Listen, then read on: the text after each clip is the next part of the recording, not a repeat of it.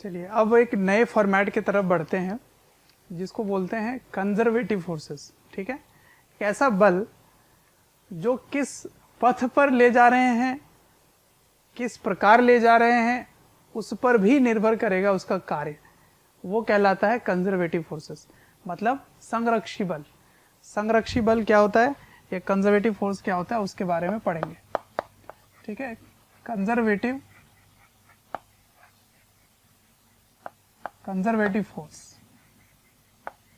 Forces मतलब संरक्षी बल। संरक्षी बल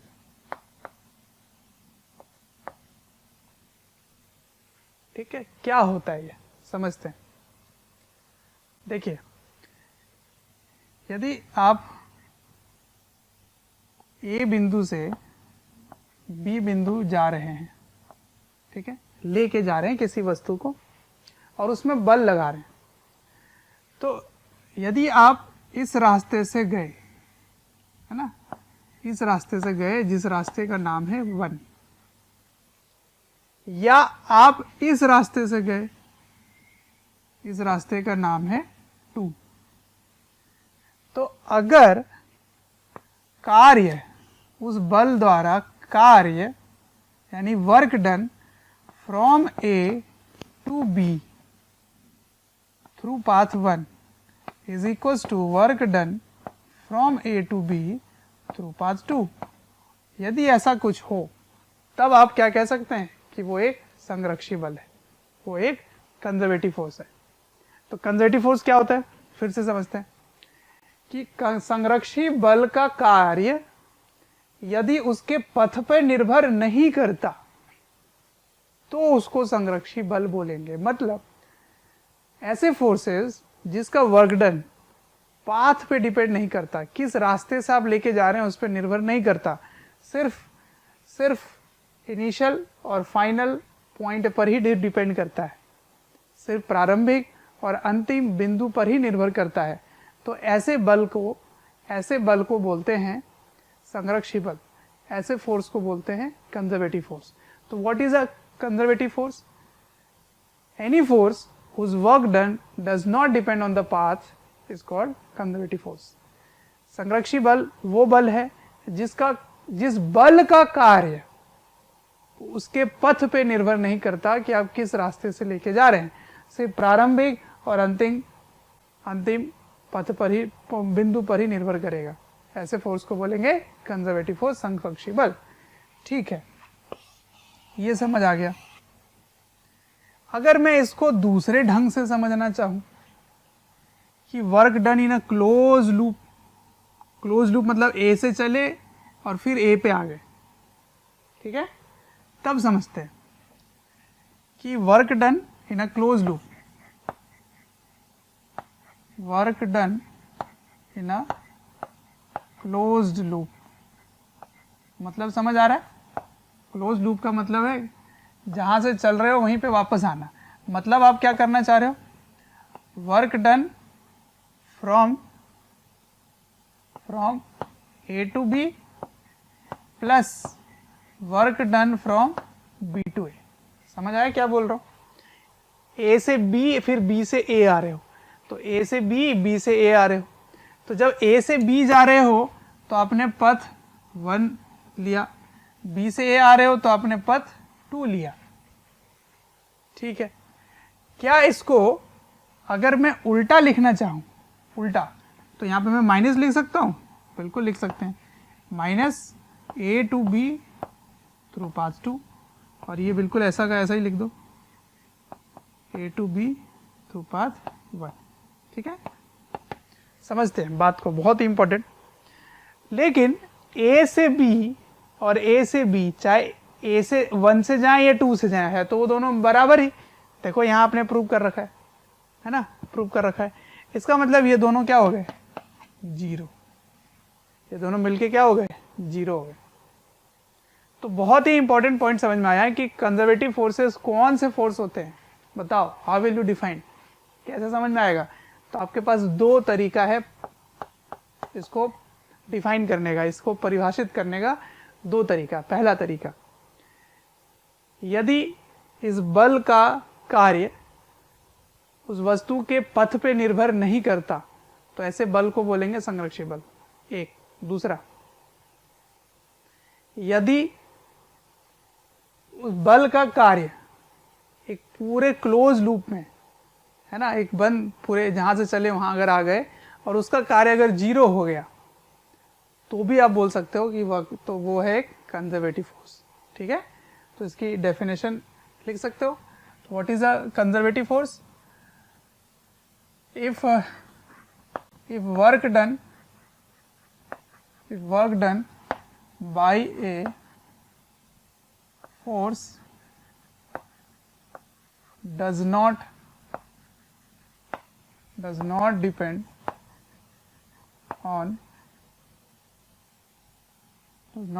on the path followed, or if work done by a force over a closed loop is zero, then it is called conservative force.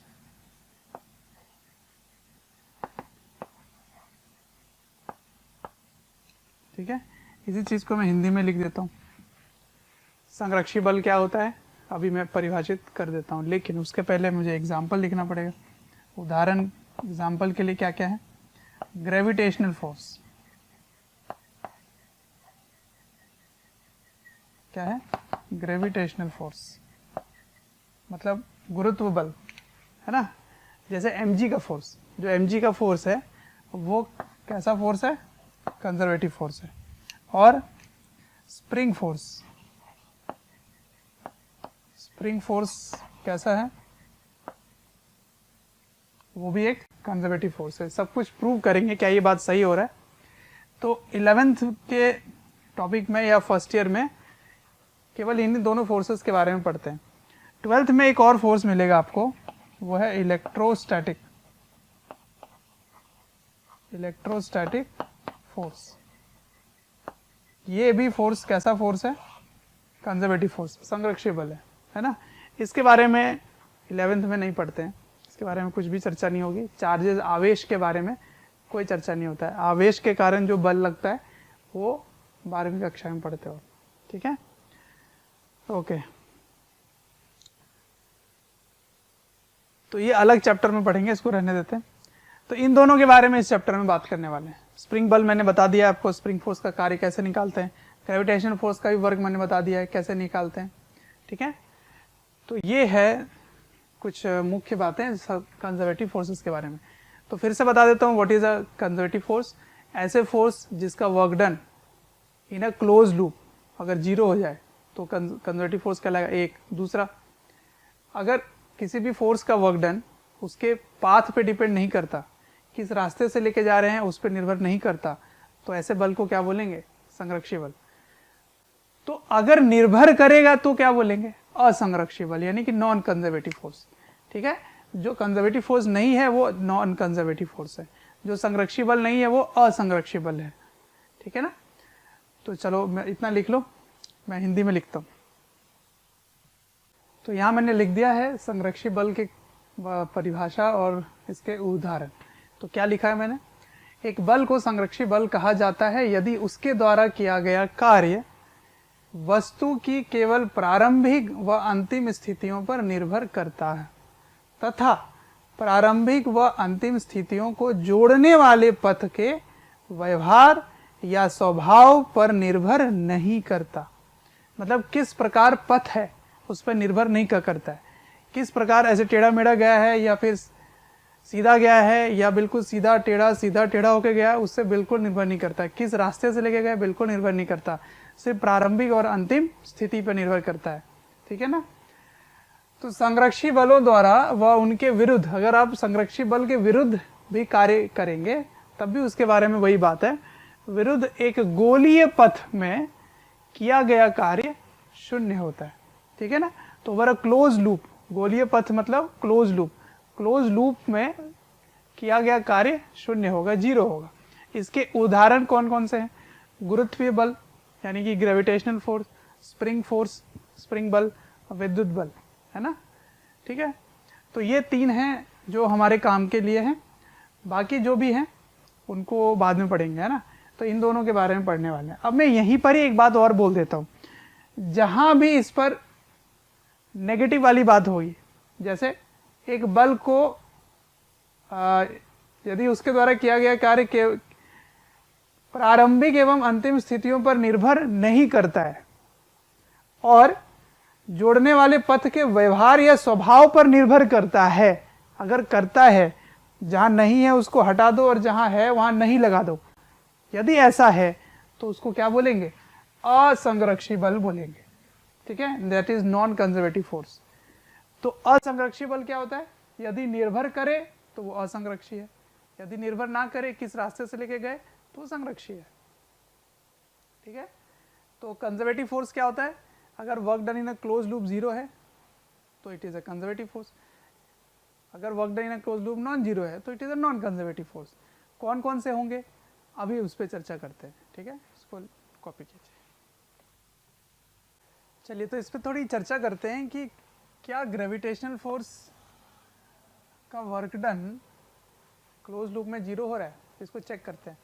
तो जैसे एक incline plane है, ठीक है, एक इंक्लाइन प्लेन है जिस पर आप कोई भी घर्षण नहीं लिए, है ना, इसको स्मूथ ले लिए, म्यू जीरो है, बिल्कुल स्मूथ है। तो यदि आप इसको ऊपर फेंकते हैं ऐसे, है ना, ऐसे फेंकते हैं, तो ये ऐसे जा रहा होता है और जाते जाते जाते जाते यहाँ पे ज़ीरो हो जाएगी इसकी वेलोसिटी। तो ज़रा देखते हैं ध्यान से, इसकी डिस्प्लेसमेंट ऊपर है और फोर्स नीचे है, तो ये mg इधर लग रहा है और डिस्प्लेसमेंट ऐसे लग रहा है ना, इस दिशा में। तो इसके मध्य कोण क्या है? ये तो 90 से बड़ा है ना। तो जब भी 90 से बड़ा होता है तो वर्क डन इसका नेगेटिव होता है ना, ऋणात्मक होता है। तो जब ये अपवर्ड जर्नी कर रहा है, अपवर्ड जर्नी मतलब ऊपर जाने के टाइम, तब इसकी कार्य क्या हो रही है? नेगेटिव। जब वो लौट कर नीचे आता है, नीचे जब आता है नीचे, तो देखिए ध्यान से, तब इसमें mg ऐसे लग रहा है और इसकी डिस्प्लेसमेंट इधर हो रही है। तब इसके मध्य कोण जो है वो 90 से छोटा है ना। क्यों हुआ? क्योंकि ये थीटा 90 से बड़ा हो गया। डाउनवर्ड जर्नी के लिए देखते हैं, तो डाउनवर्ड जर्नी मतलब नीचे आने के टाइम कार्य जो है वो धनात्मक होगा, क्योंकि थीटा जो है वो 90 से छोटा है। तो 90 से छोटा है तो वो ऐसा लौट कर आ जाता है और कार्य इसकी पॉजिटिव हो जाती है, सही है। तो जितना नेगेटिव कार्य ऊपर था उतना ही पॉजिटिव कार्य नीचे हो जाएगा। तो टोटल अगर आप करें, टोटल क्लोज पाथ में, क्लोज पाथ मतलब समझ रहे हो, जहां से चला वहीं आ गया वापस, तो टोटल कितना आ जाएगा? जीरो। इसीलिए gravitational force is a conservative force, ठीक है। तो बिल्कुल सही है, ये चेक हो गया। तो पहला एग्जांपल तो सेट हो गया, ठीक है। वही चीज़ आप यहाँ भी कर सकते हैं। देखिए ध्यान से, यदि इस वस्तु का बल देखें इधर mg, तो आप अगर इधर से घुमाकर ऐसे करके, ऐसे घुमाकर, कैसे भी करके आप इधर लेके चल जाते हैं यहाँ पर, ठीक है। तो पूरे टाइम इसका जो वर्क डन है वो सिर्फ इनिशियल और फाइनल पॉइंट पर ही निर्भर करता है, दैट इज h, है ना। इसका कार्य मैंने आपको बताया था क्या होता है। क्यों? क्योंकि ये कांस्टेंट फोर्स है, तो कांस्टेंट फोर्स है तो इसकी डिस्प्लेसमेंट और केवल फोर्स पे ही आप ध्यान देते हैं। तो जब इसको विस्थापन पे ध्यान देते हैं तो किस रास्ते से कैसे गया था उस पर बिल्कुल ध्यान नहीं देते, सिर्फ प्रारंभिक और अंतिम बिंदु के मध्य जो विस्थापन है केवल उसको देखते हैं, यानी डिस्प्लेसमेंट देखते हैं। इसीलिए इसका work done work done minus mg h आ जाता है, और h केवल इनिशियल और फाइनल पॉइंट के बीच का डिस्टेंस होता है, तो ऐसे भी समझ सकते हैं। ठीक है। नंबर 2 स्प्रिंग फोर्स देखते हैं। तो अगर ये जो स्प्रिंग फोर्स है ना, स्प्रिंग फोर्स ये अपने प्राकृतिक लंबाई से जब संपीड़ित होता है, ठीक है, तो आपने इधर पुश किया तो डिस्प्लेसमेंट इधर है, तो पूरे टाइम ये जो स्प्रिंग है वो संपीड़ित है, तो स्प्रिंग फोर्स इधर लगेगा, है ना, और डिस्प्लेसमेंट इधर हो रहा है। ठीक है। तो जब आप दबा रहे थे उस समय वर्क डन क्या था, नेगेटिव। अब जब आप दबा कर इसको ऐसे दबा करके यहां से छोड़ दो, तो छोड़ोगे तो अब स्प्रिंग फोर्स अब भी इधर और डिस्प्लेसमेंट भी इधर हो जाएगा, है ना, डिस्प्लेसमेंट s भी इधर और स्प्रिंग फोर्स भी इधर, तो दोनों में कार्य क्या आ गया, पॉजिटिव। जब ये लौट के आ रहा है तो पॉजिटिव हो रहा है, जब वो दब रहा है तो नेगेटिव हो रहा है, तो वर्क डन क्या हुआ, ओवरऑल वर्क डन 0 हो गया। ठीक है, क्योंकि जितना नेगेटिव किए थे उतना ही पॉजिटिव कर रहे हो, तो in a close loop work done is 0। आया समझ? तो बिल्कुल सही बात है कि हाँ स्प्रिंग फोर्स भी डिपेंड कर रहा है किस पर, work done in a close loop 0 हो रहा है। ठीक है। चलिए तीसरा है विद्युत बल, तो हमें नहीं पढ़ना, उसको रहने दो। तो ये दोनों बिल्कुल प्रूव हो गया, लेकिन मैं देखता हूँ तीसरा में स्प्रिंग और फोर्स सब ना लेकर फ्रिक्शन देखता हूँ, क्या फ्रिक्शन है संरक्षी बल, इसको समझते हैं। तो देखिए अगर इसी की बात करें, इसकी बात करें ऐसे, ठीक है, तो जब ये ऊपर जा रहा होता है ऊपर, तो फ्रिक्शन नीचे लग रहा है और डिस्प्लेसमेंट आगे हो रहा है। ठीक है, तो इस पर नेगेटिव वर्क हुआ। जब वो लौट कर आएगा ऐसे, है ना, ये डिस्प्लेसमेंट, उस समय भी फ्रिक्शन फोर्स पीछे लगेगा, तो इसमें भी वर्क डन क्या हो रहा है, नेगेटिव। तो इसमें भी वर्क डन नेगेटिव, इसमें भी वर्क डन नेगेटिव। तो जब वो लौट कर आ भी जाए वहां पर, तब भी कार्य 0 नहीं होगा, क्योंकि फ्रिक्शन का वर्क डन, काइनेटिक फ्रिक्शन का वर्क डन पूरे टाइम नेगेटिव हो रहा है, तो आप जोड़ोगे तो वो 0 बन ही नहीं रहा, है ना। अब आप बोलोगे स्टैटिक की बात कर रहे थे, तो स्टैटिक में तो 0 इसलिए हो रहा था क्योंकि पूरे निकाय की बात कर रहे थे ना, निकाय पूरे सिस्टम की बात कर रहे थे। इसकी अगर बात करो, काइनेटिक फ्रिक्शन की बात कर रहा हूँ, तो घर्षण बल जो होगा वो नॉन कंजर्वेटिव असंरक्षी बल होगा, क्योंकि वो पथ पर निर्भर बिल्कुल कर रहा है कि किस रास्ते से लेके जा रहे हो। इधर अगर ज़्यादा फ्रिक्शन लग रहा है तो ज़्यादा वर्क होगा, और अगर सीधा सीधा लेके जा रहे हो तो कम फ्रिक्शन होगा, तो कम वर्क होगा, क्योंकि फ्रिक्शन कम लगेगा तो वर्क डन भी कम होगा, है ना। तो फ्रिक्शन का वर्क डन इस पे भी निर्भर करेगा कि किस रास्ते से लेके जा रहे हैं। इसीलिए फ्रिक्शन यानी कि घर्षण बल एक नॉन कंजर्वेटिव असंरक्षी बल है। ठीक है। इसका प्रूफ मैं और भी इस तरह से बता सकता हूँ, एक और तरीका बताऊंगा। तो फ्रिक्शन फोर्स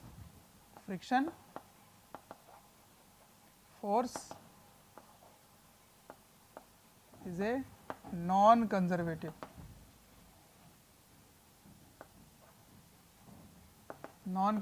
फोर्स। ठीक है। तो घर्षण क्या है, घर्षण एक असंरक्षी बल है। तो संरक्षी और असंरक्षी के बारे में आप समझ गए। यदि किसी भी बल का कार्य उसके पथ पे निर्भर करेगा, या किसी भी बल का कार्य एक क्लोज लूप पर, क्लोज लूप मतलब बंधा हुआ जो पथ है जहाँ से चले, गोलीय पथ बोलते हैं, जहाँ से चले वहीं आ गए, तब अगर कार्य 0 हो गया तो उसको संरक्षी बल बोलेंगे। इसमें कार्य 0 नहीं हो रहा, अगर ये इधर जा रहा है तब भी नेगेटिव, लौट के आ रहा है तब भी वर्क डन नेगेटिव, टोटल जोड़ोगे तो 0 नहीं होगा। तो ऐसे बल का कार्य जो पथ पे निर्भर करता है उसको बोलते हैं असंरक्षी बल, that is non conservative force. ठीक है। तो ये हो गए 2-3। और हवा का जो घर्षण, हवा के कारण जो घर्षण मिलता है उसको ड्रैग फोर्स बोलते हैं, विस्कस फोर्स बोलते हैं। तो विस्कस फोर्स भी एयर का फ्रिक्शन पीछे लगता है, ये भी एक असंरक्षी बल है। असंरक्षी मतलब नॉन कंजर्वेटिव, है ना। थैंक यू डियर स्टूडेंट्स, हमें ढेर सारा प्यार देने के लिए। डेली हज़ारों स्टूडेंट्स हमारे वीडियोस से लाभ उठा रहे हैं, उनको काफ़ी बेनिफिट पहुंच रहा है हमारे वीडियो लेक्चर से। आपसे एक रिक्वेस्ट है कि डिस्क्रिप्शन बॉक्स पे एक लिंक है, उस लिंक को क्लिक करें और अपनी एनरोलमेंट सुनिश्चित करें। और साथ ही जिनको स्टडी मटेरियल या फिर डाउट सेशन चाहिए, वो प्रीमियम कोर्सेज के लिए भी एनरोल कर सकते हैं। तो विस्कस फोर्स, ठीक है, ये कहाँ से मिलता है? तो जैसे अगर हवा की बात करें, हवा के कारण जो मिल रहा है, या पानी या कोई ऐसी द्रव की बात कर रहे हैं, ऐसी लिक्विड की बात कर रहे हैं जिससे फ्रिक्शन फोर्स मिले। जैसे मैं आपको बताता हूँ, पानी बिल्कुल अच्छे से फ्लो करता है, लेकिन अगर एक शहद की बात करो, शहद या फेविकॉल की बात करो, तो वो गाढ़ा होता है, तो उसके अंदर में फ्रिक्शन होता है। तो यदि आप किसी वस्तु को उस द्रव में चलाएंगे, किसी ऑब्जेक्ट को उस लिक्विड में मूव कराएंगे, तो उसको फ्रिक्शन फोर्स फील होगा। उस फ्रिक्शन को बोलेंगे विस्कस फोर्स। वो भी एक असंरक्षी बल है, ठीक है। अब इसी चीज को दूसरे तरीके से समझते हैं, इसी डिस्कशन को। अब ये जो कंजर्वेटिव फोर्सेस है, संरक्षी बल हैं, इसके बारे में कुछ महत्वपूर्ण बात करते हैं, या मैं उसी बात को दूसरे ढंग से समझाता हूँ आपको। देखिए, कंजर्वेटिव फोर्स एक ईमानदार फोर्स है। कैसी ईमानदारी? ऐसी ईमानदारी है कि जब भी किसी सिस्टम से, जैसे मैं इसी एग्जाम्पल की बात करता हूँ, ठीक, जब ये ऊपर जा रहा था ना, ऊपर, उस समय mg फोर्स इस सिस्टम से एनर्जी इसकी खींचता है। आपने इसके v वेग से फेंका होगा, इसकी काइनेटिक एनर्जी कुछ होगी। तो जब आप काइनेटिक एनर्जी देकर आप फेंक रहे हो, तो ये जो फोर्स है वो इसके काइनेटिक एनर्जी को कम कर रहा है। क्यों कम कर रहा है? क्योंकि इसके द्वारा किया गया कार्य ऋणात्मक है, नेगेटिव है। mg द्वारा किया गया वर्क नेगेटिव है, तो नेगेटिव होने के कारण इस सिस्टम से उसकी ऊर्जा बाहर निकाल लेता है, ठीक है। तो नेगेटिव वर्क का मतलब है सिस्टम से एनर्जी एक्सट्रैक्ट करना, बाहर निकालना। तो इसका वर्क डन नेगेटिव हो रहा है, तो इसकी गतिज ऊर्जा जो है, काइनेटिक एनर्जी, वो कम होने लग जाती है। तो वो काइनेटिक एनर्जी निकाल कर वो एक जगह स्टोर करता है। वो जगह क्या है मैं आपको बताऊंगा। तो ये ईमानदारी इस बारे में रखा है कि जब आप ऊपर इसको भेज रहे हो तो पूरे टाइम वो एनर्जी निकाल लेता है उससे, और जब वो लौट कर नीचे आता है, ये वस्तु जब वो लौट कर नीचे आता है, नीचे, उस समय उसको वो सारा जो उसने निकाला था वो वापस कर देता है। ये लो भाई, तुम्हारी काइनेटिक एनर्जी, तुम्हें मुबारक। समझ में आया? तो ये ईमानदार फोर्स है, ठीक। फिर से समझो, इस बात को ऐसे समझ लो, अगर आप v वेलोसिटी से फेंकते हैं तो पूरे टाइम इसकी वेलोसिटी कम होने लगती है। इसका मतलब पूरे टाइम उसकी काइनेटिक एनर्जी कम होने लगती है, उसकी गतिज ऊर्जा कम होने लगती है। होते होते होते होते होते क्या होता है, एक समय में इसकी वेलोसिटी 0 हो जाती है, फाइनल वेलोसिटी, ठीक। जब वो लौट कर नीचे आता है ना, लौट कर जब नीचे आता है ऐसे, तब उसको वापस सारा काइनेटिक एनर्जी दे देता है जितना उसका अपना था। सारी काइनेटिक एनर्जी इसकी कंप्लीट मिल जाती है इसमें, ठीक। तो ये ईमानदार फोर्स है कि जब भी वो सिस्टम से एनर्जी निकालेगा, तो जब वो लौट कर आएगा तो उसको वापस कर देगा। ये लो, तो वापस आ गए, तुम्हारी ये काइनेटिक एनर्जी वापस तुम्हें मिल गई। लेकिन ऐसी ईमानदारी फ्रिक्शन के साथ नहीं है। समझो बात को, कि जब किसी वस्तु को आप v वेग से ऐसे फेंके और इसमें फ्रिक्शन लग रहा है, इधर फ्रिक्शन, तो पूरे टाइम इसकी काइनेटिक एनर्जी ये भी निकालेगा क्योंकि इसका वर्क डन नेगेटिव है। तो यहाँ आकर 0 हो जाएगा, इस जगह पर फाइनल वेलोसिटी 0 हो गया। अब ये ईमानदार नहीं है, ये ऐसी ईमानदारी फ्रिक्शन के पास नहीं है, या संरक्षी बल में है ही नहीं ऐसी ईमानदारी। तो क्या होगा, यहाँ पर जब इसने काइनेटिक एनर्जी इसकी निकाल ली सारी की सारी, तो अपने पास ही रख लिया, उसको लौटाया ही नहीं, तो नहीं लौटाया जिसके कारण ये पीछे लौटकर अपने आप नहीं आ पाता है, दिस इज नॉट पॉसिबल। इसीलिए ये एक असंरक्षी बल है, नॉन कंजर्वेटिव है। तो work done by non conservative force, ठीक है, in a close loop is not zero, ठीक है, in closed loop is not zero. समझ आया? तो अगर ये वापस आएगा तो फिर से आप उसको खींचेंगे तभी आएगा, अदरवाइज अपने आप नहीं आने वाला। और अगर आप इसको ऐसे इंक्लाइन प्लेन की बात करें, इंक्लाइन प्लेन की भाषा में बात करें, तो जब ये ऊपर जा रहा था तब फ्रिक्शन फोर्स नीचे लग रहा था, ठीक, तो इसकी काइनेटिक एनर्जी ये खींच रहा था, खींचते खींचते खींचते खींचते यहाँ पे इसने रोक दिया। अब जब वो लौट कर वापस आएगा, क्योंकि ये mg फोर्स का भी एक फोर्स लग रहा है जो उसको खींच रहा होगा, तो ऐसे समय में फ्रिक्शन फोर्स पीछे लगेगा, तब भी उसको उतनी काइनेटिक एनर्जी नहीं देगा वो जितना वो इसने खींच लिया था। केवल फ्रिक्शन की बात अगर करो तो पूरे टाइम ये एनर्जी निकाल ही रहा है, दे कभी नहीं रहा। तो कभी भी असंरक्षी बल का कार्य नेगेटिव होने के कारण उससे एनर्जी बाहर आएगी, और बाहर आने के कारण उसकी काइनेटिक एनर्जी कम होने लगेगी, और कम होगी उसको वापस कभी भी नहीं मिलेगी, वो एनर्जी खत्म हो जाएगा, बाहर निकल जाएगा। कैसे निकलेगा? तो हीट के फॉर्म में, साउंड के फॉर्म में। इसीलिए वो बिल्कुल घसीटता हो जाता है, आवाज़ भी सुनाई देता है आपको, या आप छुओगे कभी तो वो गर्म भी हो जाता है, तो उसी में सारी एनर्जी खत्म हो जाती है, इसकी काइनेटिक एनर्जी उसी में चली जाती है। लेकिन अगर ग्रेविटी की बात करो तो जब वो ऊपर जा रहा है तो उसकी काइनेटिक एनर्जी कम हो रही है, वो खींच कर रख रहा है अपने पास, जब वो लौट कर वापस आ रहा है तो उसको दे रहा है, ठीक है। तो समझो इस बात को कि ये जब निकालता है ना, अब मैं संरक्षी बल के बारे में बात कर रहा हूँ, कंजर्वेटिव फोर्सेस के बारे में बात कर रहा हूँ, कि जब भी ये फोर्स इस निकाय से ऊर्जा बाहर निकालता है, जब भी ये फोर्स इस सिस्टम से काइनेटिक एनर्जी बाहर निकालता है, तो वो टेम्परेली एक जगह स्टोर करके रख देता है ना, मतलब टेम्परेरी पर्पस के लिए एक जगह में वो एनर्जी स्टोर कर लेता है, और जब वो लौट कर वापस आएगा तो उसको वो निकाल के दे देगा। तो ये कुछ इस तरह से है जैसे किसी दुकान के गोडाउन की तरह है, दुकान के गोडाउन की तरह। गोडाउन में क्या होता है? गोडाउन में सारे फ्रिज, टीवी, एसी सब बिल्कुल उसका जो भी स्टॉक है वो रहता है वहाँ पे।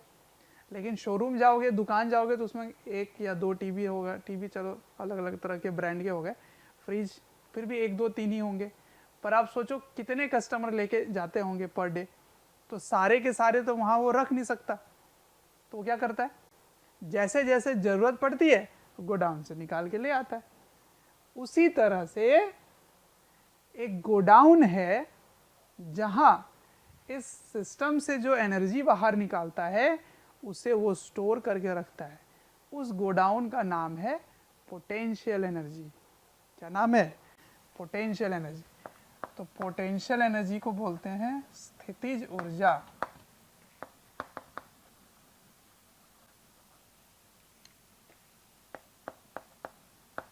स्थितिज ऊर्जा, ठीक है, इसके बारे में डिटेल में बात करेंगे। तो पोटेंशियल एनर्जी यहीं से आया। इसका मतलब ये जो कंजर्वेटिव फोर्स है ना, जिसके बारे में इतनी डिस्कशन कर रहे हैं, वो एक खास फोर्स है। वो इसीलिए क्योंकि इसी फोर्स का वर्क डन के कारण पोटेंशियल एनर्जी आता है। तो इसका जो वर्क डन है ना, इस सिस्टम से अब इसने निकाला, तो इसने जो कार्य किया वो नेगेटिव किया। तो जब वो नेगेटिव कार्य कर रहा है तभी तो जमा होता जाएगा क्या? Potential energy. इसका मतलब पोटेंशियल एनर्जी की डेफिनेशन, इसको मैं यू से लिखता हूँ, ठीक है, यू से। इसका मतलब पोटेंशियल एनर्जी की डेफिनेशन जो है वो इस प्रकार होना चाहिए कि वो कंजर्वेटिव फोर्स के साथ लिंक कर सके, ठीक है। तो कंजर्वेटिव फोर्स का वर्क डन, कंजर्वेटिव फोर्स का work done by conservative force अगर पॉजिटिव है, देखो पॉजिटिव वर्क डन था, तो फिर तो जो गोडाउन में उसने जमा किया था वो निकाल रहा है, इसका मतलब कम हो रहा है। तो यदि इसका कार्य पॉजिटिव, तो गोडाउन का माल खत्म होगा, और गो डाउन का नाम क्या था, पोटेंशियल एनर्जी। इसका मतलब अगर वर्क डन पॉजिटिव तो पोटेंशियल एनर्जी कम होगी। अब देखो जब ये ऊपर जा रहा है तो work done by conservative force negative, तो नेगेटिव हो रहा है, इसका मतलब उससे ऊर्जा निकाल रहा है, तो निकाल रहा है तो पोटेंशियल एनर्जी बढ़ रहा है। इसका मतलब किसी भी सिस्टम का वर्क डन, किसी भी सिस्टम का पोटेंशियल एनर्जी कंजर्वेटिव फोर्स के वर्क डन पे डिपेंड करता है। तो यदि work done by conservative force positive है तो फिर पोटेंशियल एनर्जी में जो बदलाव आ रहा है, बदलाव वो नेगेटिव है। और यदि इसका कार्य नेगेटिव है तो फिर इसमें बदलाव पॉजिटिव आ रहा है, यानी कि बढ़ रहा है। तो इसी प्रकार से परिभाषा होगा, ठीक है। तो जितने भी कंजर्वेटिव फोर्स होंगे उनका पोटेंशियल एनर्जी होगा। तो इसको आप याद कर लो। कैसे समझोगे, कैसे आया, पहले समझ में आया आपको? कितना डिस्कशन किया हमने तब जाके इसका निष्कर्ष निकला कि कंजर्वेटिव फोर्स इस सिस्टम से एनर्जी निकालता है, और जब वो निकालता है तो एक जगह स्टोर करता है जिसको क्या बोलते हैं, पोटेंशियल एनर्जी। और अगर उस कंजर्वेटिव फोर्स का वर्क डन नेगेटिव हो रहा है, इसका मतलब वो निकाल रहा है, तो पोटेंशियल एनर्जी बढ़ेगी। तो ये अगर नेगेटिव तो ऑटोमेटिकली ये पॉजिटिव हो जाएगा। और अगर वर्क डन इसका पॉजिटिव तो अपने आप ये नेगेटिव होगा, इसका मतलब कम होने लगेगा। कम, चेंज नेगेटिव है ना, इसका मतलब फाइनल कम है, इनिशियल ज़्यादा है। तो इसको आप कैसे लिखोगे, इसको लिखोगे u initial minus u final, क्योंकि आपने माइनस डेल्टा u लिखा है ना, तो डेल्टा u मतलब फाइनल माइनस इनिशियल, एक माइनस और लगा दो तो इनिशियल माइनस फाइनल हो गया, ठीक। तो अगर ये पॉजिटिव, इसका मतलब ये बढ़ा, इसका मतलब ये फाइनल वर्क की पोटेंशियल एनर्जी कम हो गई। अगर ये नेगेटिव, इसका मतलब ये बढ़ा, इसका मतलब फाइनल पोटेंशियल एनर्जी बढ़ गया, ठीक है ना। तो इस तरह से कंजर्वेटिव फोर्स को रिलेट करते हैं पोटेंशियल एनर्जी से, इसीलिए इतनी डिस्कशन हो रही है। कंजर्वेटिव फोर्स इतना स्पेशल फोर्स क्यों है, क्योंकि उसका वर्क डन से पोटेंशियल एनर्जी डिफाइन करते हैं, स्थितिज ऊर्जा डिफाइन करते हैं। तो इसकी परिभाषा ऐसे भी आप समझ सकते हो कि पोटेंशियल एनर्जी इस पर डिपेंड करेगा कि किसी वस्तु की स्थिति क्या है। पोटेंशियल एनर्जी इस पर डिपेंड करेगा कि किसी भी ऑब्जेक्ट का पोजीशन कैसा है, पोजीशन, है ना। तो पोजीशन के कारण अगर किसी की एनर्जी होती है तो उसको क्या बोलते हैं, पोटेंशियल एनर्जी, ठीक है। तो इसको मैं लिख देता हूँ कि potential energy is the energy due to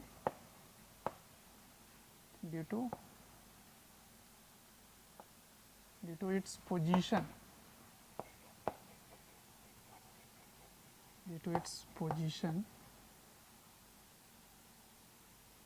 और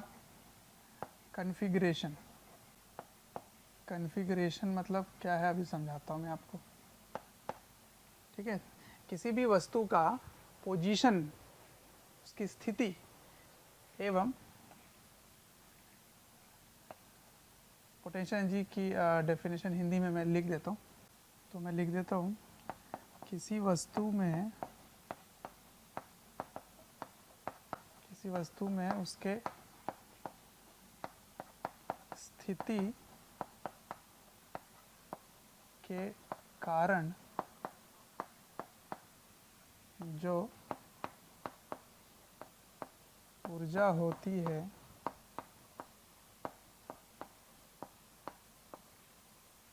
उसे स्थितिज ऊर्जा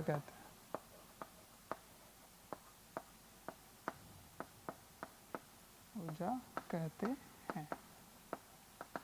ठीक। तो ये तो पहले परिभाषा कर दिया मैंने, फिर आपको बताऊंगा कि कैसे निकालेंगे पोटेंशियल एनर्जी किसी भी निकाय का, सिस्टम का, ठीक। तो कॉन्फ़िगरेशन का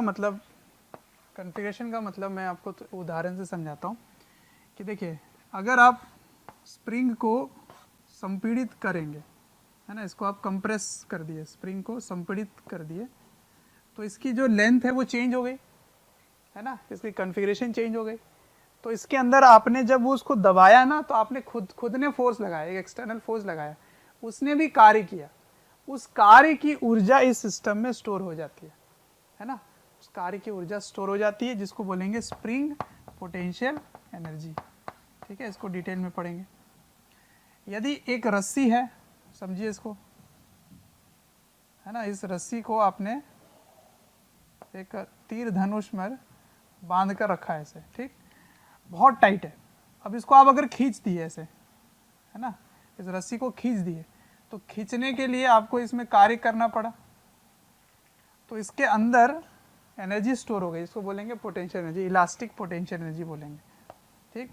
अब अगर इसमें अगर एक धनुष में तीर लगा दो, तो इसमें क्योंकि आपने ऊर्जा इसमें बहुत भर रखा है, तो जब इसको छोड़ोगे तो इसमें एक काइनेटिक एनर्जी आ जाएगी, ठीक है। तो इस रस्सी को खींचने में आपको वर्क करना पड़ा, इस रस्सी को खींचने में आपको वर्क करना पड़ा, तो ये वाला जो वर्क है, ये जो वर्क है वो इसमें स्टोर हो जाता है ना। रस्सी को खींचने में जो वर्क करना पड़ा वो उसमें पोटेंशियल एनर्जी स्टोर हो जाता है, जिसको इलास्टिक पोटेंशियल एनर्जी बोलते हैं। और अगर उसको देखना है तो यहाँ पर एक धनुष रख दो, बहुत तेज़ी से वो जाता है, ठीक है। तो क्योंकि इसके कन्फिग्रेशन में आपने चेंज किया, इसीलिए इस पर एक पोटेंशियल एनर्जी स्टोर हो जाएगी। इसके कन्फिग्रेशन में आपने चेंज किया, यदि आप इसको स्प्रिंग को खींच दें, इसको खिंचाव कर दें, तो इसमें भी एक एनर्जी स्टोर हो जाएगा, ठीक है। तो ये सारे सिस्टम में क्योंकि इसके शेप में चेंज आ जाता है, कन्फिग्रेशन में चेंज आ जाता है, तो इसमें वर्क करने की टेंडेंसी आ जाती है, ठीक है, जिसको पोटेंशियल एनर्जी बोलते हैं। उसी प्रकार इस वस्तु को जब आप खींचकर ऊपर लेके जा रहे हो, है ना, तो इसको मैं बिल्कुल धीरे धीरे धीरे धीरे ऐसे खींच के लेके जा रहा हूँ ऊपर, तो आप यहाँ से लेकर इसमें बल, मैंने जो बल लगाया उसका कार्य है ना, इसका मैंने वर्क किया, मैंने जो फोर्स लगाया वो इस पर वर्क हुआ, तो वो वर्क इसमें एनर्जी के फॉर्म में स्टोर हो गया। तो यदि अब मैं इसको यहाँ पर ऐसे रख दूँ, है ना, तो मैंने क्या किया, नीचे से निकाल के ऊपर तक इस वस्तु को रखा हुआ है ना। अब यदि मुझे देखना है कि इसकी एनर्जी स्टोर हुई है या नहीं, तो केवल मैं थोड़ा सा इसको हिलाऊंगा, थोड़ा सा इसको ऐसे हिलाऊंगा, और देखो बहुत तेज वो नीचे गिरा, है ना। तो इसकी एनर्जी कहाँ से आई, तो क्योंकि इसके पोजीशन में आपने चेंज किया, तो पोजीशन में चेंज करने से, उसकी स्थिति में चेंज करने से क्या होता है, उसके पोजीशन में, उसके स्थिति में चेंज करने से क्या होता है, उसकी पोटेंशियल एनर्जी होती है, तो उसमें एनर्जी है, ऊर्जा है। तो वो ऊर्जा अगर आपको देखना है तो आप थोड़ा सा हल्का खिसकाओगे, बहुत तेज नीचे गिरेगी वो, ठीक है। तो ये है बात पोटेंशियल एनर्जी, ओके। तो ये है इंट्रोडक्शन, अब इसको डिटेल में पढ़ेंगे। तो संरक्षी बल क्यों महत्वपूर्ण है, समझ में आया आपको। संरक्षी बल इसलिए महत्वपूर्ण है क्योंकि उसी के लिए पोटेंशियल एनर्जी डिफाइंड है, ठीक है। केवल कंजर्वेटिव फोर्स के लिए पोटेंशियल एनर्जी डिफाइंड होता है, तो इसीलिए स्प्रिंग पोटेंशियल एनर्जी एक होगा, ग्रेविटेशनल पोटेंशियल एनर्जी होगा, इलास्टिक पोटेंशियल एनर्जी होगा, पर फ्रिक्शन का कोई पोटेंशियल एनर्जी नहीं होता क्योंकि वो नॉन कंजर्वेटिव है, वो सिस्टम से एनर्जी बाहर निकालता है। तो अब नेक्स्ट हम सीखेंगे कि क्या इतने ही 2 या 3 प्रकार के कंजर्वेटिव फोर्स होंगे, संरक्षी बल होंगे, या और भी किसी प्रकार के बल हो सकते हैं। तो अब मैं आपको चेक करने सिखाऊंगा कोई भी फोर्स को कंजर्वेटिव या नॉन कंजर्वेटिव प्रूव करने के लिए, ठीक है। अलग अलग प्रकार के संरक्षी बल कैसे होते हैं। चलिए अब कंजर्वेटिव फोर्स को पहचानने का तरीका देखते हैं। जैसे ये 3 तो आपको पता चल गया कि ग्रेविटेशनल है, स्प्रिंग है और इलेक्ट्रोस्टैटिक फोर्स है, तो ये तो बिना किसी प्रूफ के आप बोल दोगे कि ये कंजर्वेटिव है। ऑल्दो मैंने प्रूव करके भी दिखाया आपको कि ग्रेविटेशनल क्यों कंजर्वेटिव है, स्प्रिंग फोर्स क्यों कंजर्वेटिव है। लेकिन अगर ये 3 के अलावा कुछ दिया जाए, मतलब मैथमेटिकली कोई चीज़ दिया जाए, उसको मैथमेटिक्स से कैसे समझेंगे वो समझाता हूँ मैं आपको, ठीक है। तो format of conservative forces,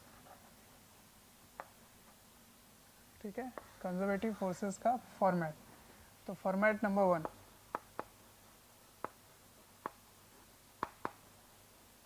format number 1, ठीक, कांस्टेंट फोर्स,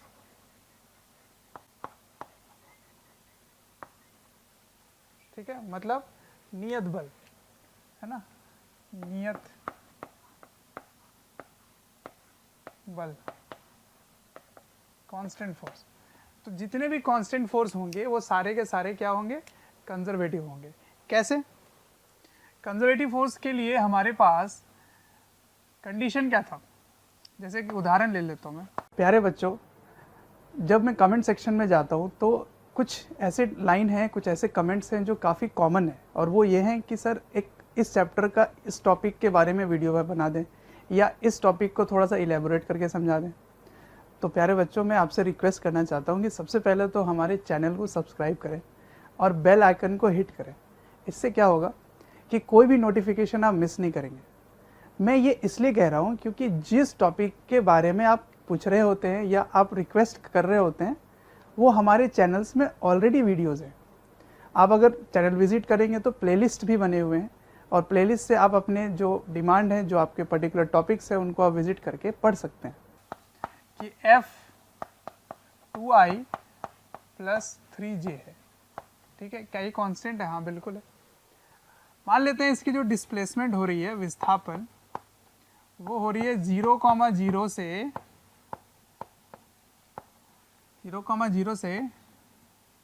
3,5, यहाँ तक डिस्प्लेस कर रहे हो। तो कैसे कर रहे हो इसके बारे में जानकारी नहीं है। क्या आप कार्य निकाल पाएंगे? क्योंकि कंजर्वेटिव फोर्स का वर्क डन, संरक्षी बल का कार्य जो होता है वो पथ पे निर्भर ही नहीं करता, उसी प्रारंभिक और अंतिम स्थिति पर ही निर्भर करता है। तो आप, मैंने प्रारंभिक और अंतिम दे दिया है, इनिशियल और फाइनल दे दिया है। क्या केवल इतनी जानकारी से आप कार्य निकाल लेंगे? चलो करके देखते हैं। तो आप क्या लिखेंगे? इंटीग्रेशन, ये कांस्टेंट है तो आप सीधा सीधा लिख देंगे F डॉट S, तो ये होगा 2i प्लस 3j, ठीक है।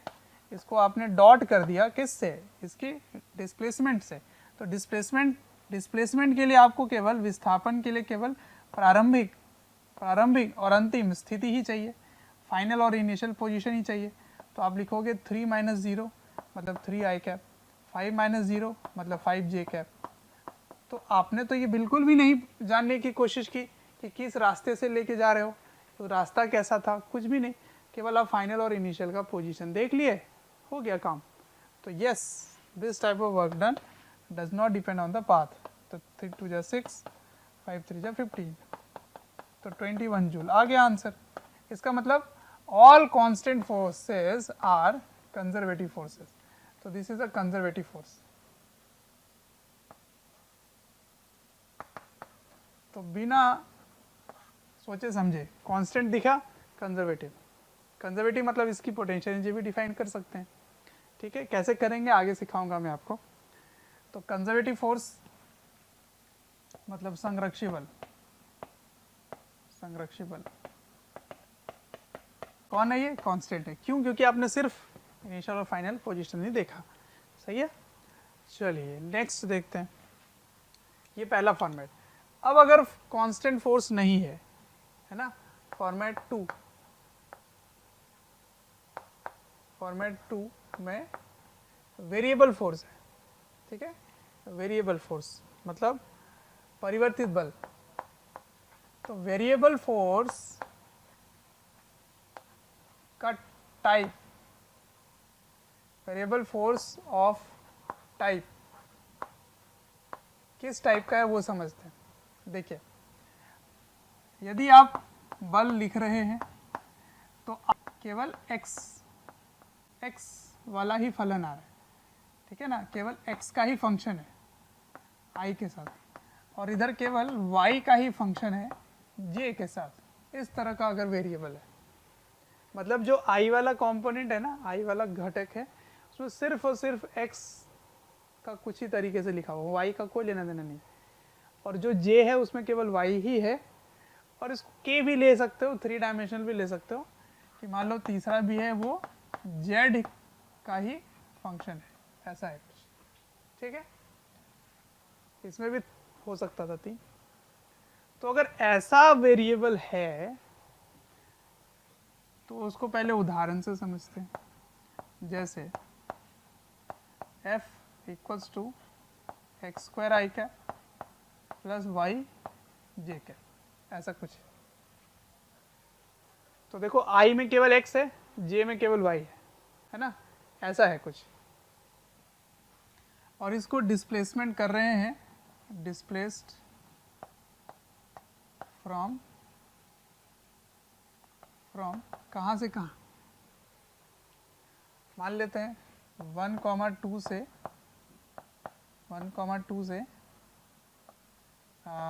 2,3 तक, ऐसे कर रहा है, ठीक है। तो क्या आप कार्य निकाल सकते हैं, देखते हैं। तो जब आप इसको वर्क निकालेंगे तो आप इंटीग्रेशन करेंगे। तो इंटीग्रेशन किस तरह से करेंगे, f डॉट डी एस। अब याद करो मैंने आपको सिखाया था कि इस तरह का वेरिएबल फोर्स का वर्क डन कैसे करते हैं, x वाला x के साथ, y वाला y के साथ। तो x square d x plus y d y, ठीक। अब लिमिट कहाँ से शुरू करोगे, x1 से x2, तो 1 से लेकर 2 तक, और इसमें 2 से लेकर 3 तक, तो 2 से लेकर 3 तक। क्या आपको वर्क कैलकुलेट करने में प्रॉब्लम हुआ, कहीं फंसे? बिल्कुल भी नहीं। आप सिर्फ इनिशियल और फाइनल पॉइंट डाल दिए, इनिशियल और फाइनल पॉइंट डाल दिए तो हो गया काम। नहीं, x1 से x2, y1 से y2, कैसे जा रहा है इस पे तो आप चर्चा ही नहीं किए। 2 से 3 कैसे, किस रास्ते से जा रहा है, सीधा जा रहा है, टेढ़ा मेढ़ा जा रहा है, कोई चर्चा नहीं हुआ। 1 से 2 कैसे जा रहा है, कोई चर्चा ही नहीं हुआ, और आराम से मेरा कार्य निकल जाएगा, मैं आराम से इंटीग्रेट कर पाऊंगा। तो ये भी कैसा हो गया, ये भी हो गया कंजर्वेटिव फोर्स, ठीक है, संरक्षी बल, संरक्षी बल, ठीक है। तो संरक्षी बल कैसा होता है, अगर नियत है, कांस्टेंट है, तो वो कंजर्वेटिव फोर्स है। अगर वेरिएबल है और इस तरह से है कि आई में केवल x ही x है, j में केवल y ही y है, कोई x नहीं है, और z होगा तो केवल z ही z होगा, तो ऐसे में भी आप इंटीग्रेट कर पाएंगे। लेकिन तीसरा फॉर्मेट में आपको बताता हूँ, पहले कॉपी कीजिए। अब तीसरा फॉर्मेट देखते हैं, फॉर्मेट 3।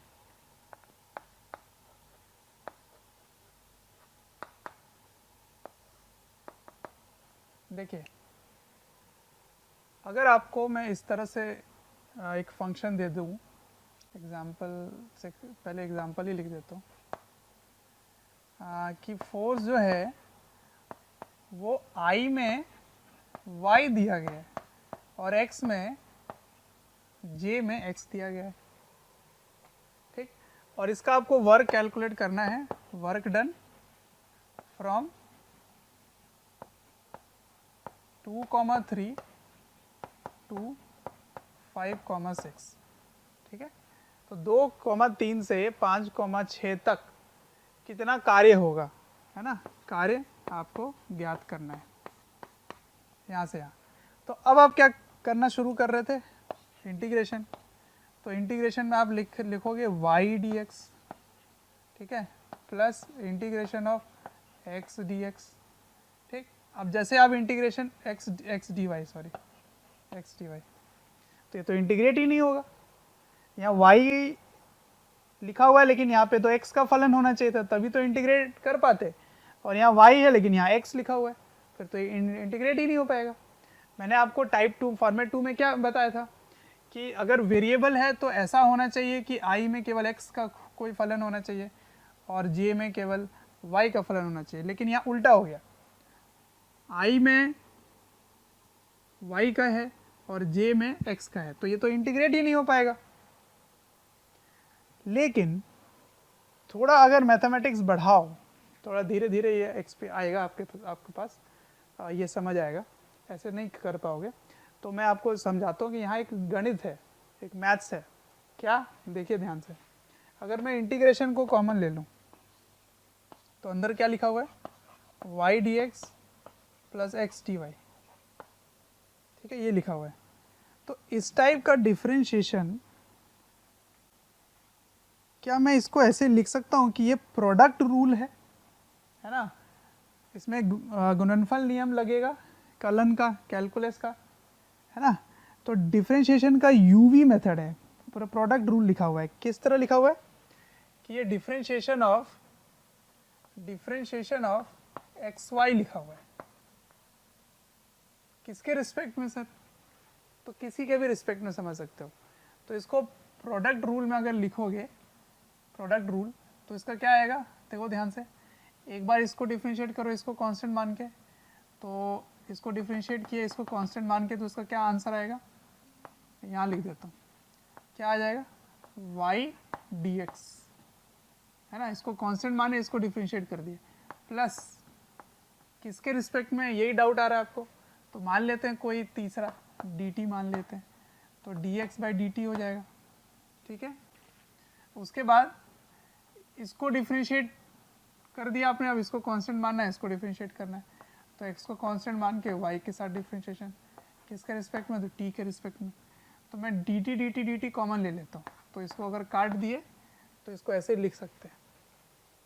इसका मतलब dxy is equal to y dx plus x dy। तो इसके जगह क्या लिख सकते हैं? dxy। क्या लिख सकते हैं? dxy।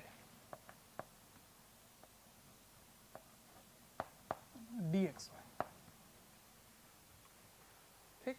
अब बताओ, इंटीग्रेशन है और यहाँ पे डिफरेंशियल है, तो आपको याद आ रहा है इंटीग्रेशन ऑफ dx क्या होता है? इंटीग्रेशन ऑफ dx होता है x, इंटीग्रेशन ऑफ dt क्या होता है? t। याद आ रहा है? तो इसके जगह क्या लिख सकते हो आंसर? xy। तो इसका आंसर हो गया xy। अब इसकी लिमिट कैसे शुरू करोगे? 2, 3 से 5, 6 जाना है ना। तो 2, 3 से 5, 6 तक जाना है, ठीक है। तो बस अब ये इंटीग्रेट हो गया, तो क्योंकि इंटीग्रेट हो गया इसीलिए ये भी क्या होगा? कंजर्वेटिव फोर्स होगा, ठीक है। तो इसका आंसर क्या हुआ देखिए, 5, 6 जा 30 माइनस 2, 3 जा 6, तो 30 माइनस 24 जूल। अब प्रॉब्लम ये है कि सर इस तरह का डिफरेंशिएशन हम समझेंगे कैसे? ये तो आपने बता दिया, पर इसको हमें तो नहीं दिख रहा है ये, तो थोड़ा ये एक्सपीरियंस आएगा, लेकिन आपके पास मैं एक डिफरेंट मेथड भी छोड़ जाऊंगा, एक शॉर्टकट मेथड, जिससे आप समझ जाओगे कि ये किस फॉर्मेट का है, इस फॉर्मेट का है। तो इसको बोलते हैं परफेक्टली इंटीग्रल फॉर्म, ठीक है। कौन सा फॉर्मेट है? परफेक्टली इंटीग्रल, मतलब ये इंटीग्रल फॉर्म में आएगा, या परफेक्टली डिफरेंशियल भी लिखा रहता है फॉर्मेट, ठीक है। तो ये इसको पहचानेंगे कैसे? देखिए, ऐसे पहचान सकते हो कि यदि इसमें दोनों ही है, x भी डाल दो y भी डाल दो, x भी डाल दो y भी डाल दो, ठीक है, ऐसा डाल दो, तो अगर integration of fx y dy, मतलब दोनों है इसमें, है ना, इसको आप y को कांस्टेंट मान के इंटीग्रेट कर दीजिए। अगर वो बराबर आ जाता है किसके? dy के रिस्पेक्ट में, मतलब x को कांस्टेंट मानकर, तब ये क्या होगा? परफेक्टली इंटीग्रल हो जाएगा, है ना। तो देख लो इसको ध्यान से, इसको y को कांस्टेंट मानो और इंटीग्रेट करो, तो dx का क्या आ जाएगा? x, तो y इंटू एक्स हो गया।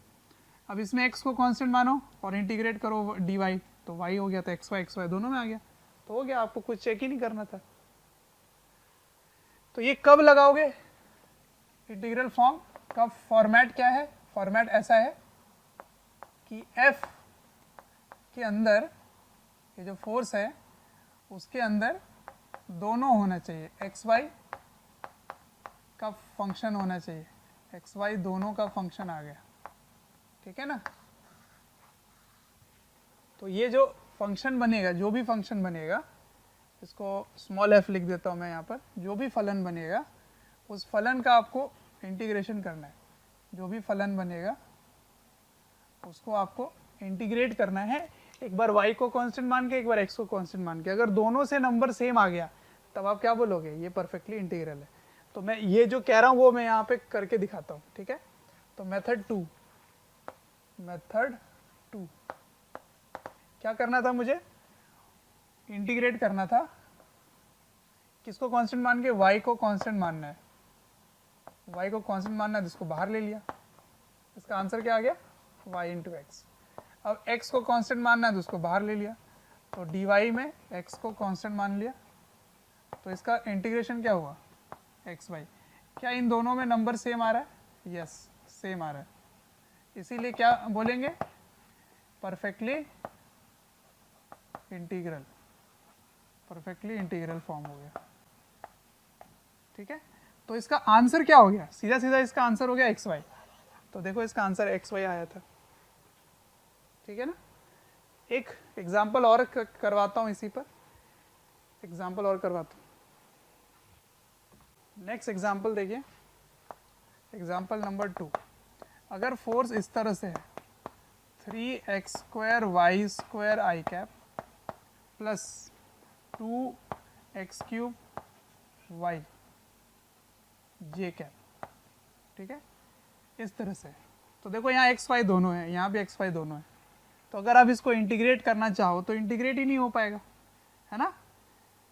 जैसे आप वर्क इसमें पूछ देता हूँ, फ्रॉम 1, 2 to 4, 6, यहाँ से यहाँ तक आपको कैलकुलेट वर्क, ठीक है ना, कैलकुलेट वर्क,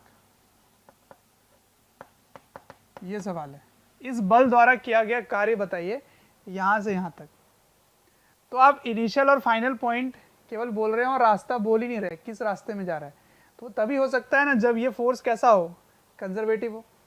तो कंजर्वेटिव फोर्स होने के लिए मैंने क्या बताया, या तो कांस्टेंट हो, कांस्टेंट नहीं है, वेरिएबल हो, तो वेरिएबल में आई में क्या होना चाहिए, केवल और केवल एक्स, जे में क्या होना चाहिए, केवल केवल वाई। पर इसमें तो दोनों है, एक्स भी है और वाई भी है, तब तो इंटीग्रेट ही नहीं हो पाएगा। लेकिन ऐसा नहीं है, मैंने आपको क्या बताया, तो इसको मैं सॉल्व करता हूँ मेथड 1 से, है ना। क्या पहले इसको सोचते हैं कोई डिफरेंशिएशन फॉर्म में बन रहा है क्या, ये वाला फॉर्म। तो देखते हैं, work done is integration, common ले लिया, दोनों में इंटीग्रेशन कॉमन ले लिया है, तो x² y² dx, ठीक है, प्लस 2x³ y dy, ठीक है ना। मैंने इस पे कॉमन ले लिया है, इसको हटा देता हूँ, हाँ पूरे में इंटीग्रेशन कॉमन ले लिया मैंने, ठीक है। अब देखते हैं क्या ये परफेक्टली इंटीग्रल फॉर्म बन रहा है, परफेक्टली इंटीग्रल फॉर्म। तो परफेक्टली इंटीग्रल फॉर्म बनने के लिए क्या होना चाहिए, इसका कोई प्रोडक्ट रूल जैसा बनना चाहिए। तो मुझे ऐसा लग रहा है कि ये x³ का डिफरेंशिएशन है और यहाँ पे y² का डिफरेंशिएशन है, मतलब मुझे ऐसा लग रहा है कि ये किसकी डिफरेंशिएशन है, ये है x³ और y² को प्रोडक्ट रूल से डिफरेंशिएट करो, क्या आएगा देखो। तो ये आना चाहिए पहले वाले का डिफरेंशिएशन, दूसरे वाले को कांस्टेंट मान लो। तो पहले वाले का डिफरेंशिएशन क्या हुआ, 3x² y² प्लस दूसरे वाले का डिफरेंशिएशन, पहले को कांस्टेंट मानो, तो पहले को कांस्टेंट माना, दूसरे का डिफरेंशिएशन क्या हुआ, 2y x³। क्या यही लिखा हुआ है 2y x³, यस बिल्कुल यही लिखा हुआ है। तो इसका मतलब इसके जगह आप क्या लिख सकते हो, मैं लिख सकता हूं इंटीग्रेशन ऑफ dx³ y², ठीक। लेकिन ये सब देखना बड़ा मुश्किल का काम है ना, तो बस इसको इंटीग्रेट आप करके लिमिट रख देना 1, 2 से 4, 6, ठीक है ना। और इसका इंटीग्रेशन क्या हो जाएगा, x³ y²। क्यों होगा, क्योंकि d जो है वो खत्म हो जाता है इंटीग्रेशन से। तो यहाँ पे क्या हुआ 1, 2 और ये क्या हुआ 4, 6, इसकी वैल्यू रख दोगे, माइनस कर दोगे, आंसर आ जाएगा।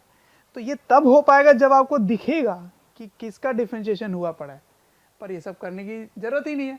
मैंने आपको मेथड 2 क्या बता रखा है, उसको लगा लो।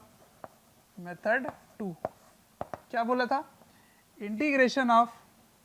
बच्चों अगर हमारे वीडियोस आपको पसंद आते हैं, आपको हमारी जो मेहनत है वो आपको अच्छी लगती है, तो आप हमारे वीडियोस को ज़रूर लाइक करें और शेयर करें। शेयर इसलिए मैं करने बोल रहा हूँ क्योंकि आपके शेयर करने से ज़रूरतमंद बच्चों तक ये वीडियोस पहुँच सकता है, जिनको एक पर्टिकुलर टॉपिक काफ़ी वीक लग रहा है या एक ऐसा चैप्टर है जिसके बारे में एक पर्टिकुलर टॉपिक उनको अच्छे से पढ़ना है, तो उन तक पहुँच सकता है ये।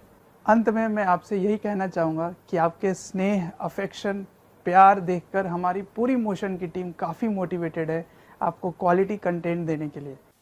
Integration of f x y d x जो है उसको y को कांस्टेंट मानना है, तो y को कांस्टेंट मान लो।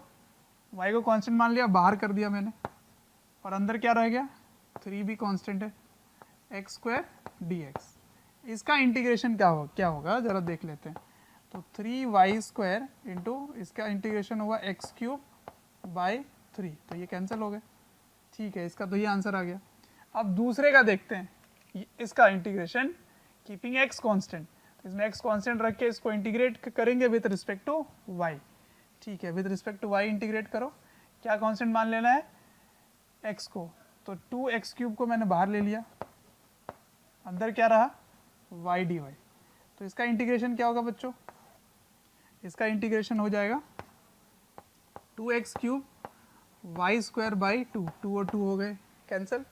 तो देखो एक्स क्यूब वाई स्क्वायर दोनों का सेम आ रहा है, सेम, इसीलिए yes they are perfectly integral,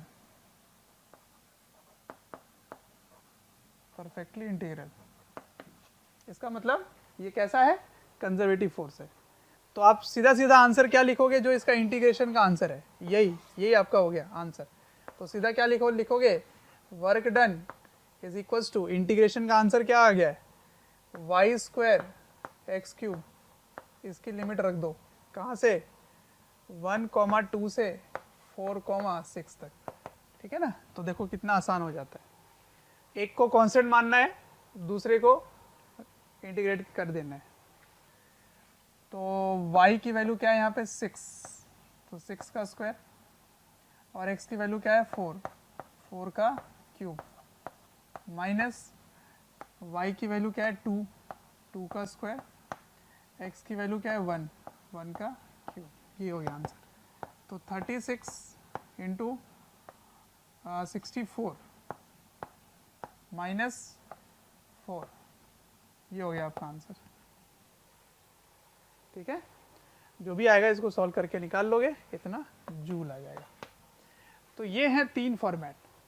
अब अगर इसके अलावा कोई और फोर्स हो, है ना, ऐसा नहीं हो कि इसको आप कांस्टेंट मानकर इंटीग्रेट किए, दोनों में अलग अलग आंसर आ गया, तब कैसे करेंगे, तो मैं आपको बताता हूँ नेक्स्ट। ठीक है, इसको कॉपी कीजिए। अब यदि बल इस प्रकार के दिए गए हैं, जैसे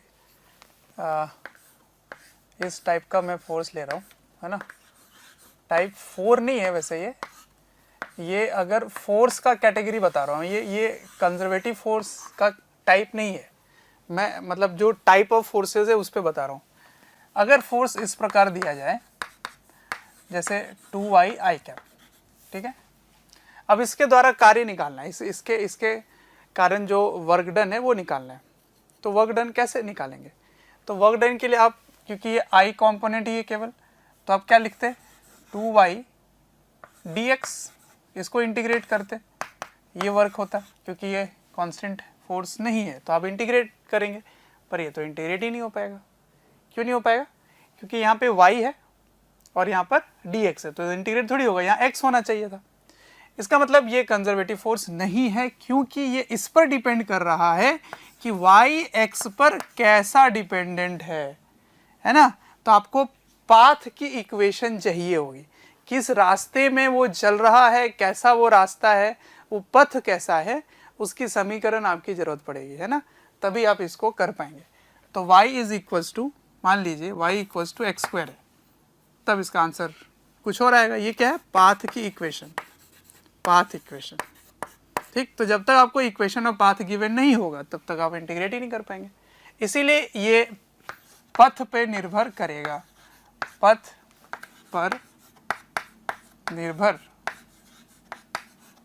करता है, ठीक है, पथ पर निर्भर करता है। इसीलिए ये कैसा हो जाएगा, असंरक्षी बल। तो ये असंरक्षी बल है, मतलब it is a non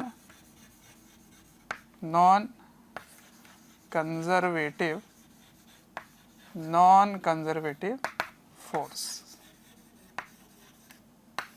force ही है, फोर्सेस नहीं, ठीक है। तो असंरक्षी क्यों है, क्योंकि ये पथ के समीकरण पे डिपेंड कर रहा है। मान लीजिए y बराबर 2x होता तो ये सीधी रेखा होता, इस पर पथ कुछ और आएगा। y बराबर एक्स स्क्वायर है, मतलब ये कैसा है, परवलय है ना, इस प्रकार पथ है। तो इस पथ से अगर इस बल को आप लगा के जाओगे कुछ और कार्य आएगा, इस पे लेके जाओगे तो कुछ और कार्य आएगा, इस प्रकार जाओगे तो कुछ और कार्य आएगा, ठीक है। तो इस प्रकार के बल, इस प्रकार के फोर्सेस कैसे होते हैं, नॉन कंजर्वेटिव होते हैं, ठीक। और एक एग्जांपल मैं लेता हूं, ठीक है। ये बताओ, याद है मैंने एक क्वेश्चन करवाया था आपको जिसमें फोर्स कैसा था, एक्स स्क्वायर वाई आई कैप प्लस 2xy, ऐसा कुछ था, 2xy जे कैप, कुछ ऐसा ही था ना। तो ये बताओ क्या ये कंजर्वेटिव फोर्स है कि नॉन कंजर्वेटिव है, ये आपको बताना है, ठीक है। तो देखो, इसको कांस्टेंट मान के इसको इंटीग्रेट अगर करोगे तो इसका आंसर क्या होगा, y dy, यानी कि y square, x square y square हो जाएगा। और इसको कांस्टेंट मानोगे y को और इसको इंटीग्रेट करोगे तो क्या होगा, एक्स स्क्वायर वाई। तो दोनों बराबर नहीं आए, परफेक्टली इंटीग्रल नहीं हुआ, इसलिए कैसा हुआ, नॉन कंजर्वेटिव। और अगर आप इसको इंटीग्रेट करना चाहे तो एक्स स्क्वायर वाई के लिए आपको पथ चाहिए ही होगा, मतलब y और x के बीच में एक रिलेशन चाहिए ही चाहिए, नहीं तो आप इंटीग्रेट नहीं कर पाएंगे। तो इसीलिए मैंने जो क्वेश्चन है वो ऐसा दिया था कि अगर आप इधर से जाएं फिर ऐसे जाएं तब आप पहुंच रहे हैं a, a पर, ठीक है, a पर पहुंच रहे हैं। तो 1 और 2 से जो कार्य हुआ उसका कार्य, और सीधा अगर आप ऐसे पहुंच गए 3 पर, तो इस पर इन दोनों का जोड़ने पे जो कार्य आता है वो इसके बराबर नहीं आता है ना। तो किस प्रकार की पथ आपने इस्तेमाल किया है, कैसा आपने पाथ फॉलो किया है ना, किस प्रकार का पाथ फॉलो किया है, उस पे निर्भर कर रहा है इसका कार्य, इसका वर्क। इसीलिए ऐसे फोर्सेस का वर्क जो पाथ पे डिपेंड करे उस फोर्स को क्या बोलते हैं, नॉन कंजर्वेटिव फोर्स। तो ये भी कैसा हो गया, नॉन कंजर्वेटिव फोर्स हो गया। तो अगर मैं जबरदस्ती पूछूं कि इसका वर्क डन कैलकुलेट करो, नॉन कंजर्वेटिव मतलब असंरक्षी बल, तो अगर आपका असंरक्षी बल, तो यदि आपको इसका कार्य ज्ञात करना है तो कार्य ज्ञात करने के लिए आपको पथ की समीकरण पता होनी चाहिए, किस रास्ते से कैसे लेके जा रहे हो वो पता होना चाहिए, है ना। मतलब y और x के बीच में संबंध दिया रहेगा तभी कर पाओगे नॉन कंजर्वेटिव फोर्सेस का वर्क डन, ठीक है ना। चलिए, तो ये था कंजर्वेटिव और नॉन कंजर्वेटिव की कहानी, ठीक है। तो ये कंजर्वेटिव फोर्स क्यों स्पेशल है ये मैंने आपको बता रखा है, क्योंकि वो एक ईमानदार फोर्स है। ईमानदारी किस चीज़ पर है कि यदि वो किसी, मतलब अगर एक साइड अगर लेके जा रहे हो, एक पॉजिटिव डायरेक्शन में लेके जा रहे हो, उसमें अगर वो ऊर्जा निकालता है तो जब वो लौट कर आएगा तो वो सारी ऊर्जा दे देगा। जैसे mg एक कंजर्वेटिव फोर्स है, तो जब आप ऊपर फेंकते हैं तो पूरे टाइम mg नीचे, डिस्प्लेसमेंट ऊपर, तो वर्क डन नेगेटिव, तो वो एनर्जी उससे निकालता जाएगा, तो उसकी काइनेटिक एनर्जी कम होगी, तो किसी एक में स्टोर करेगा, जिसको क्या बोलते हैं, पोटेंशियल एनर्जी, है ना। तो पोटेंशियल एनर्जी को डिफाइन ही इस तरह से किया जाता है कि उसके work done by conservative force is negative of change in potential energy के बराबर आता है। तो इसके बारे में अब डिटेल स्टडी करेंगे कि पोटेंशियल एनर्जी क्या होता है, ठीक है, स्थितिज ऊर्जा क्या होती है, पोटेंशियल एनर्जी के बारे में। तो ये था असंरक्षी बल, नॉन कंजर्वेटिव फोर्स, ठीक है। तो कंजर्वेटिव और नॉन कंजर्वेटिव फोर्स का पहचान करने आप सीख गए, संरक्षी और असंरक्षी बल का पहचान करने आप सीख गए। कैसे करते हैं पहचान, इस 3 प्रकार के होते हैं, 3 प्रकार में कोई एक होगा तो आप तुरंत से बोल देंगे कि हाँ एक संरक्षी बल है। पहला कांस्टेंट फोर्स, नियत बल, सारे के सारे कांस्टेंट फोर्स क्या होंगे, कंजर्वेटिव होंगे।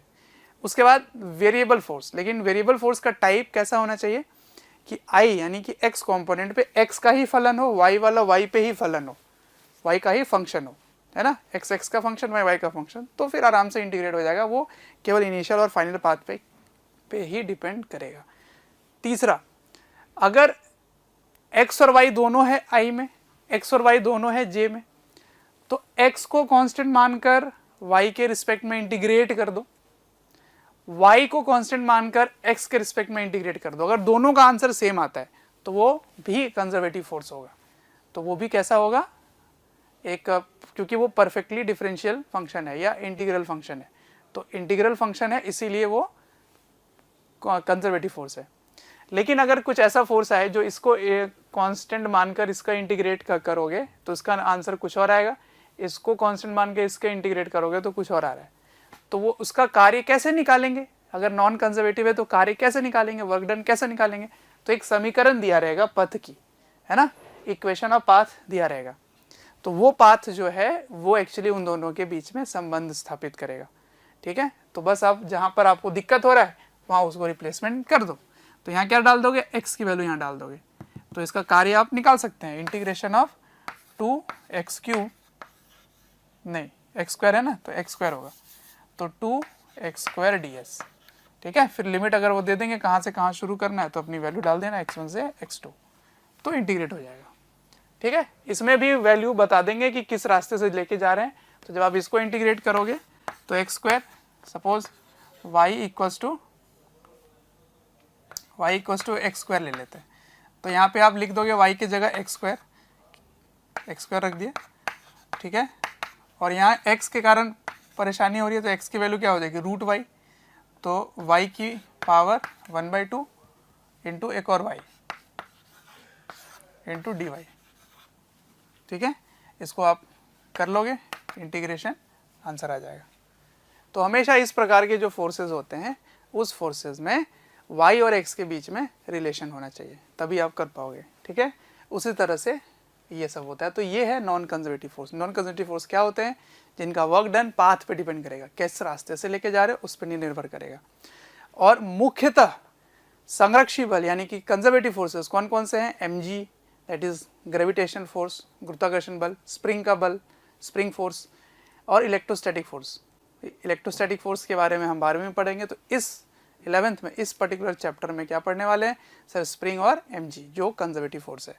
ठीक है, नॉन कंजर्वेटिव फोर्स कौन कौन से हैं, फ्रिक्शन फोर्स जो ऊर्जा निकालता है पर वो देता नहीं है, तो घर्षण बल फ्रिक्शन फोर्स, विस्कस ड्रैग हवा के कारण या किसी माध्यम के कारण, लिक्विड के कारण जो भी ड्रैग फोर्स लगेगा वो भी क्या कहलाएगा, नॉन कंजर्वेटिव फोर्स कहलाएगा। ठीक है, तो ये थी बातें कंजर्वेटिव और नॉन कंजर्वेटिव की। ठीक, अब आगे पढ़ेंगे हम लोग पोटेंशियल एनर्जी के बारे में, स्थितिज ऊर्जा के बारे में। ठीक है, तो इस लेक्चर में इतना ही, अगले लेक्चर में मिलते हैं।